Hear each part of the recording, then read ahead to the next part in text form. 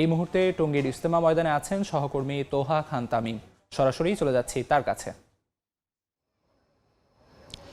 সকাল থেকে কুয়াশাচ্ছন্ন যে আবহাওয়া বিরাজ করছিল সেটি কেটে গিয়ে এখন বেশ ঝলমলে একটি আবহাওয়া বিরাজ করছে এবং এই ঝলমলে রৌদ্রোজ্জ্বল আবহাওয়ার মধ্যেই পবিত্র জুমার নামাজের জন্য যে প্রস্তুতি সেই প্রস্তুতি নিচ্ছেন এখানকার যারা অংশগ্রহণকারী রয়েছেন তাবলিগ জামাতের বিশ্ব ইজতেমায় সেই অংশগ্রহণকারীরা। এবং আর কিছুক্ষণ পরেই বিশাল জামাতে লাখো মানুষের অংশগ্রহণে জুমার নামাজ এখানে অনুষ্ঠিত হবে। মাওলানা জুবায়ের সাহেব তিনি খুতবা পড়াবেন এবং জুমার নামাজ পরিচালনা করবেন।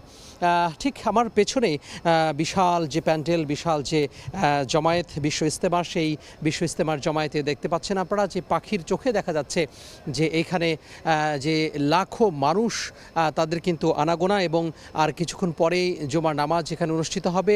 স্বাভাবিকভাবেই সবচেয়ে বড় যে জামাত সেই জামাত অনুষ্ঠিত হয় এবং এখানকার যে ঢাকার যে আশপাশের এলাকা রয়েছে সবাই কিন্তু এই নামাজে অংশ নেওয়ার জন্য মুখিয়ে থাকেন এবং বড় জামাতে অংশ নেওয়ার জন্য তারা মুখিয়ে থাকেন।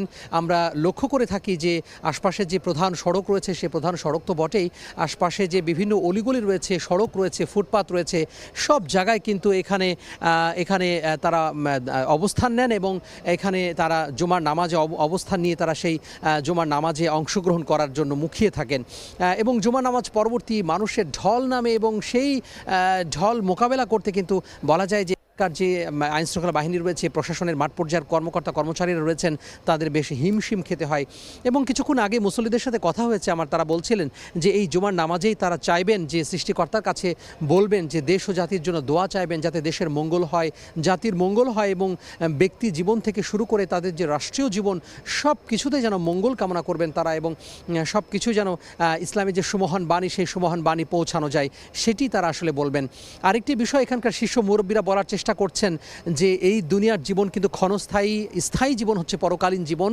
সেই পরকালীন জীবনের জন্য তাদের যেই প্রস্তুতি সেই প্রস্তুতি নেয়ার কথাই কিন্তু তাবলিগ জামাতের এই যে বিশ্ব ইজতেমার সেই বিশ্ব ইজতেমার নানা ধরনের কার্যক্রমে তারা এটি বলার চেষ্টা করছেন এবং তারা বলছেন যে যে কোনো মুহূর্তে মানুষের জীবন প্রদীপ নিভে যেতে পারে এবং সেই মৃত্যু আসতে পারে যে কোনো মুহূর্তে যে কোনো অবস্থায়।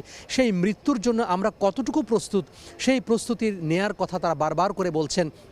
তারা বলছেন এই তাবলিগ জামাতের যেই কার্যক্রম, এখানে যে দিনী আলোচনা, যে তাবলিগ জামাতের যেই দিনী আলোচনা, তাবলিগ জামাতের যে মুহুর্মুহু বিভিন্ন ধরনের যে কার্যক্রমের মাধ্যমে যে প্রশিক্ষণ তারা নেবেন সেই প্রশিক্ষণের মাধ্যমে এটি তারা বোঝার চেষ্টা করছেন বা এটি তারা বলার চেষ্টা করছেন যে এই ক্ষণস্থায়ী জীবন আসলে একেবারেই ঠুনকো জীবন এবং এই ঠুনকো জীবন যে কোনো মুহূর্তে প্রদীপ নিভে যেতে পারে।